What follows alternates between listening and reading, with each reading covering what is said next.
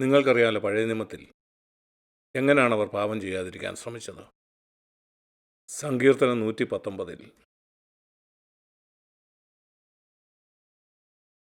ഇങ്ങനെയാണ് പഴയ നിയമത്തിൽ അവർ പാപം ചെയ്യാതിരിക്കാൻ ശ്രമിച്ചത്. സങ്കീർത്തനം 119 11 വാക്യം. ഇത് ദാവീദാണ്. ഞാൻ നിന്നോട് പാപം ചെയ്യാതിരിക്കേണ്ടതിന് നിന്റെ വചനത്തെ എൻ്റെ ഹൃദയത്തിൽ സംഗ്രഹിച്ചിരിക്കുന്നു. ആ വചനം 10 കൽപ്പനയാണ്. അങ്ങനെ ആയിരിക്കെ തന്നെ ദാവീദ് 10 കൽപ്പന ലംഘിച്ചു. അവൻ വ്യഭിചാരം ചെയ്തു. ആ വ്യഭിചാരം മറച്ചു വയ്ക്കാനായിട്ട് അവൻ കൊലപാതകം ചെയ്തു. അത് ശരിക്കും അവനെ സഹായിച്ചില്ല. അവനാണ് ഇത് എഴുതിയത്. അവനിത് എഴുതിയെങ്കിലും എന്നാൽ അവൻ തന്നെ പിന്നെ അതിൽ തോറ്റുപോയി. ഞാൻ ദാവീദിനെ വിധിക്കുന്നില്ല, കാരണം അവനിൽ പരിശുദ്ധാത്മാവ് ഉണ്ടായിരുന്നില്ല. അവന് മാതൃകയായിട്ട് യേശു ഉണ്ടായിരുന്നില്ല. അതുകൊണ്ട് നമുക്ക് അവനുമായിട്ട് നമ്മളെ താരതമ്യപ്പെടുത്താൻ കഴിയില്ല. എന്നാൽ ആ കാലത്ത് അങ്ങനെ ആയിരുന്നു. ദൈവവചനം പറയുന്നവർ ഓർത്തിരിക്കാനായിട്ട് ശ്രമിച്ചു. പഴയ നിയമത്തിൽ ഈ കാര്യങ്ങളൊക്കെ പുറമേയുള്ള കാര്യങ്ങളായിരുന്നു. ഉദാഹരണത്തിന്, നിങ്ങൾ കോപിക്കരുതെന്ന് പഴയ നിയമത്തിൽ ഒരു വാക്യവും നിങ്ങൾക്ക് കാണാനായിട്ട് കഴിയില്ല. കോപിക്കരുത് എന്ന് പറയുന്ന ഒരു 11ാമത്തെ കൽപ്പനയില്ല. നിങ്ങളുടെ കണ്ണുകൊണ്ട് മോഹിക്കരുതെന്ന് പറയുന്ന 12ാമത്തെ ഒരു കൽപ്പനയില്ല. അതൊന്നും അവിടെ കാണാൻ കഴിയില്ല. കാരണം അത് അവർക്ക് അസാധ്യമായിരുന്നു. അവർക്കൊരിക്കലും അങ്ങനെ ചെയ്യാനായിട്ട് കഴിയുമായിരുന്നില്ല. അതുകൊണ്ടാണ് ദാവീദ് ദൈവത്തിൻ്റെ വചനം സംഗ്രഹിച്ച് പാപം ചെയ്യാതിരിക്കാൻ ശ്രമിച്ചത്. ദൈവവചനം പഠിച്ച് അവൻ പാപം ചെയ്യാതിരിക്കാൻ ശ്രമിച്ചു. ഇത് ആ പുറമേ ഉള്ള 10 കൽപ്പനയുടെ കാര്യമാണ് പറയുന്നത്. അതായിരുന്നു അന്ന് ദൈവത്തിൻ്റെ നിലവാരം. ഞാൻ നിങ്ങളോട് ചോദിക്കുകയാണ്, നിങ്ങൾ സത്യസന്ധമായിട്ടും പറയുക, ഇതാണോ നിങ്ങളുടെ നിലവാരവും? നിങ്ങളെങ്ങനെയാണ് ഈ സഭയിൽ വരുമ്പം നിരന്തരമായിട്ട് പാപം ചെയ്യരുത് എന്നും പാപത്തിൽ നിന്ന് ദൂരെ നിൽക്കണമെന്നൊക്കെ കേൾക്കുമ്പോൾ നിങ്ങളുടെ പാപത്തിൻ്റെ നിലവാരം എന്താണ്? അത് യേശുവിൻ്റെ ജീവിതമാണെന്ന് നിങ്ങൾക്ക് മനസ്സിലായി കഴിയുമ്പോൾ നിങ്ങൾക്ക് പാപത്തോടുള്ള മനോഭാവം പൂർണ്ണമായിട്ട് മാറുകയും നിങ്ങൾ നിസ്സഹായരായി തീരുകയും ചെയ്യും. നിങ്ങൾ പറയും, കർത്താവേ, ഈ ജീവിതം ജീവിക്കാൻ കഴിയില്ല. അതാണ് നിങ്ങളുടെ രക്ഷയുടെ ആ ദിവസം. നിങ്ങൾക്ക് ഈ ജീവിതം ജീവിക്കാൻ കഴിയില്ലെന്നറിയുന്ന ആ ദിവസം. അതായിരുന്നു എൻ്റെ രക്ഷയുടെ ദിവസം. എനിക്കിതിന് കഴിയില്ലെന്ന് മനസ്സിലാക്കിയ ദിവസം. എത്രമാത്രം നല്ല തീരുമാനങ്ങൾ ഞാൻ എടുത്താലും, എത്ര ശക്തമായിട്ടുള്ള സുവിശേഷം കേട്ട് എത്രമാത്രം ഞാൻ പ്രാർത്ഥിച്ചാൽ പോലും, ഒരു ഞായറാഴ്ചത്തെ മീറ്റിങ്ങിൽ എനിക്ക് വളരെ ഉത്സാഹം തോന്നി, അല്ലെങ്കിൽ ഞാൻ കേട്ട ഒരു സന്ദേശം എന്നെ വെല്ലുവിളിച്ചു, ഇതൊന്നും എന്നെ സഹായിക്കില്ല. എല്ലാ ദിവസവും ഒരു പുതിയ സന്ദേശം ഞാൻ കേട്ടുകൊണ്ടിരുന്നാലും അതും എന്നെ സഹായിക്കത്തില്ല. അനേകർ എഴുതാറുണ്ട്, സാഗ്ബറുടെ അങ്ങയുടെ സന്ദേശം എന്നെ വളരെയധികം ഉത്സാഹിപ്പിച്ചു. ചിലർ പറയും, അങ്ങയുടെ സന്ദേശം എല്ലാ ദിവസവും ഞാൻ കേൾക്കാറുണ്ട്. എന്നാൽ ഞാൻ പറയും, അതൊന്നും സഹായിക്കത്തില്ല. നീ വെല്ലുവിളിക്കപ്പെട്ടുകൊണ്ട് കാര്യമില്ല. നിൻ്റെ ജീവിതം പരിശുദ്ധാത്മാവ് കൊണ്ട് നിറയാനായിട്ട് നീ അനുവദിക്കുന്നില്ലെങ്കിൽ, കർത്താവിനെ നിങ്ങൾ കാണുന്നില്ലെങ്കിൽ, യേശുക്രിസ്തുവിൻ്റെ ആ ജീവിത മാതൃക നിങ്ങൾ കാണുന്നില്ലെങ്കിൽ, എന്നിട്ട് ആ കൊമ്പ് നിസ്സഹായതയോടെ വൃക്ഷത്തെ ആശ്രയിക്കുന്ന പോലെ ആശ്രയിക്കുന്നില്ലെങ്കിൽ, അതാണ് ഏറ്റവും നല്ല ഉദാഹരണം. ആ മരവും ആ കൊമ്പും. ഞാൻ ആ വൃക്ഷത്തിൽ നിരന്തരം നിലനിൽക്കുന്നില്ലെങ്കിൽ എനിക്കൊന്നും ചെയ്യാനായിട്ട് കഴിയുകയില്ല. 50 കൊല്ലത്തെ എൻ്റെ അനുഭവം എന്നെ സഹായിക്കുകയില്ല. അതിൽ നിന്ന് ഞാൻ മാറിയാൽ എനിക്കൊന്നും ചെയ്യാൻ കഴിയില്ല. അതുകൊണ്ട് നിരന്തരമായിട്ട് കർത്താവിൽ ആശ്രയിക്കുക. അതല്ലാതെ മറ്റൊരു വഴിയും നമ്മുടെ മുന്നിലില്ല. ഞാൻ എൻ്റെ മനസ്സിൽ നിരന്തരമായിട്ട് ചിന്തിക്കുകയാണ്. ഞാനൊരു ബുക്കിൽ വായിച്ചതുപോലെ എല്ലാ 15 മിനിറ്റിലും യേശുക്രിസ്തുവിൻ്റെ സാന്നിധ്യത്തെപ്പറ്റി ചിന്തിക്കുക. ഇതെല്ലാം മനഃശാസ്ത്രത്തിൻ്റെ ടെക്നിക്കുകളാണ്. അതാണ് അതിൻ്റെ രഹസ്യമെങ്കിൽ ദൈവവചനത്തിൽ എവിടെയെങ്കിലും പറയത്തില്ലേ, ഇത്ര മിനിറ്റ് കഴിയുമ്പോൾ ദൈവ സാന്നിധ്യത്തെപ്പറ്റി ചിന്തിക്കുക. അല്ല, ഈ കൊമ്പ് എല്ലാ 15 മിനിറ്റിലും വിഷത്തോട് ചേർന്നിരിക്കുകയാണോ?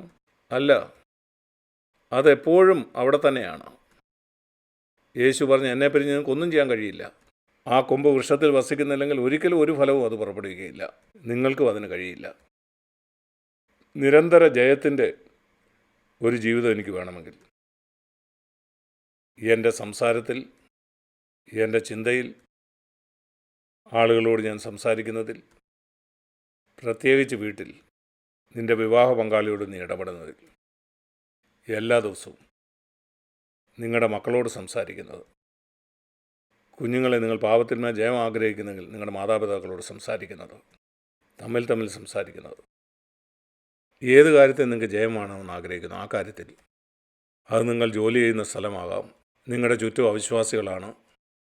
ഒരുപക്ഷെ സഭയിൽ നിങ്ങൾക്ക് നല്ല സാക്ഷ്യം ഉണ്ടായിരിക്കും. ഞാൻ ജോലി ചെയ്യുന്ന സ്ഥാനത്ത് പാപം ചെയ്താൽ അവിടെ ആർക്കും എന്നെ അറിയില്ല, അവിടെ സഭയിലുള്ള ആരുമില്ല. എന്നാൽ ദൈവത്തിൻ്റെ മുമ്പാകെ ജീവിക്കുന്ന കാര്യത്തിൽ നിങ്ങൾ ഗൗരവമുള്ളവനാണെങ്കിൽ നിങ്ങൾ പറയും, ദൈവമേ, ഇതെന്നെ കൊണ്ട് അസാധ്യമാണ്. ആ അറിവ് പരിശുദ്ധാത്മാവിൻ്റെ അടുക്കലേക്ക് നിങ്ങളെ തള്ളിക്കൊണ്ടു പോകും. അനേകർ ചോദിക്കാറുണ്ട്, എങ്ങനെ എനിക്ക് പരിശുദ്ധാത്മാവെന്ന് അറിയാൻ കഴിയും? യേശു ഒരു കാര്യമേ പറഞ്ഞുള്ളൂ, ദാഹിക്കുന്നവൻ ആരെങ്കിലും ഉണ്ടെങ്കിൽ അവരെൻ്റെ അടുക്കൽ വരട്ടെ. ആ ദാഹം ദൈവവചനത്തിൽ നാം ഇങ്ങനെ വായിക്കുന്നുണ്ടല്ലോ, നീതിക്ക് വിശന്ന് ദാഹിക്കുന്നവർ എന്ന്. അത് ഒരു ചെറിയ ആഗ്രഹമല്ല. ശരി, കിട്ടിയിരുന്നെങ്കിൽ, എൻ്റെ വീട്ടിൽ പാപത്തെ ജയിക്കാൻ പറ്റിയിരുന്നെങ്കിൽ നല്ലൊരു കാര്യമായിരുന്നു, എൻ്റെ വീട്ടിൽ കൂടുതൽ സമാധാനം ഉണ്ടായതിന്, അങ്ങനെയുള്ള ഒരു ആഗ്രഹമല്ല. അനേക ദിവസങ്ങൾ ഭക്ഷിക്കുകയോ പാനം ചെയ്യുകയോ ചെയ്യാത്ത ഒരു മനുഷ്യൻ, അവൻ വിശപ്പും ദാഹം കൊണ്ട് മരിക്കാൻ പോവുകയാണ്. ആ ദാഹത്തെ പറ്റിയാണ് പറയുന്നത്. പട്ടിണിയിലാണ്, അവൻ നിലവിളിക്കുകയാണ്, എനിക്കല്പം വെള്ളം കിട്ടിയിരുന്നെങ്കിൽ, എനിക്കെന്തെങ്കിലും കഴിക്കാൻ വേണം, നാളുകളായി ഞാൻ എന്തെങ്കിലും ഭക്ഷിച്ചിട്ട്, ദാഹം കൊണ്ട് ഞാൻ മരിക്കുകയാണ്. അത്തരത്തിലുള്ളൊരു ദാഹമാണ്. ദാഹിക്കുന്ന ആരെങ്കിലും ഉണ്ടോ, അവരെൻ്റെ അടുക്ക് വരട്ടെ എന്ന് യേശു പറഞ്ഞു. നിങ്ങളുടെ അന്തർഭാഗത്ത് നിന്ന് പരിശുദ്ധാത്മാവിൻ്റെ നദികൾ ഒഴുകും. എനിക്ക് 100% ഉറപ്പാണ്, ഇപ്രകാരമുള്ളൊരു ദാഹമാണ് ജയകരമായ ജീവിതത്തിന് ആവശ്യമായ പരിശുദ്ധാത്മാവിൻ്റെ ശക്തി പ്രാപിക്കുന്നത്. നിങ്ങളെല്ലാവരും അങ്ങനെ ഒരു ജീവിതത്തിലേക്ക് വരണമെന്ന് ഞാൻ ആഗ്രഹിക്കുന്നു. ഇതെൻ്റെ ജീവിതം പൂർണ്ണമായിട്ട് മാറ്റി. എൻ്റെ ശുശ്രൂഷ അത് വ്യത്യാസപ്പെടുത്തി. മുമ്പ് ഞാൻ ജീവിച്ച ക്രിസ്തീയ ജീവിതത്തിൽ നിന്ന് എന്നെ അത് പൂർണ്ണമായിട്ടും വ്യത്യാസപ്പെടുത്താനിടയായി. അതിനർത്ഥം ഞാൻ പൂർണ്ണമായിട്ടും യേശുവിനെ പോലെ ആയെന്നല്ല. അല്ല, ഞാൻ യേശുവിനെ പോലെ അല്ലെന്നുള്ള ബോധ്യം എനിക്ക് കൂടുതലായിട്ടുണ്ടായി. ഈ പരിശുദ്ധാത്മാവിൽ നിങ്ങൾ നിറഞ്ഞു കഴിയുമ്പം ക്രിസ്തുവിൽ നിന്ന് നിങ്ങൾ എത്ര ദൂരെയാണെന്ന് നിങ്ങളെ അവൻ മനസ്സിലാക്കി തരും. കാരണം മുമ്പ് നിങ്ങൾ കാണാത്ത പല കാര്യങ്ങളും ദൈവം നിങ്ങളെ കാണിക്കും. നിങ്ങളൊരു പുതിയ ലോകത്തിലേക്ക് കടക്കും. ഞാനതിനെ ഇങ്ങനെയാണ് കാണുന്നത്. മുമ്പ് അമ്മയുടെ ഗർഭപാത്രത്തിൽ കിടക്കുന്ന ഒരു ശിശുവായിരുന്നു ഞാൻ. എനിക്ക് ചുറ്റുമുള്ള ആ ഗർഭപാത്രം മാത്രമേ എനിക്ക് കാണാൻ കഴിയൂ. എനിക്ക് എൻ്റെ കണ്ണ് കാണാം, ശബ്ദമൊക്കെ എനിക്ക് കേൾക്കാം. പക്ഷേ ഞാനൊരു ചെറിയ ചുറ്റുപാടിലാണ്. എന്നാൽ ഒരു ദിവസം ഞാൻ ജനിച്ചപ്പം ഞാനൊരു പുതിയ ലോകത്തിലേക്ക് വന്നു. ഇങ്ങനൊരു ലോകത്തെപ്പറ്റി മുമ്പ് എനിക്കറിയില്ല. പരിശുദ്ധാത്മാവിൽ നാം നിറയുമ്പം ഏതാണ്ട് ഇതുപോലെയാണ്.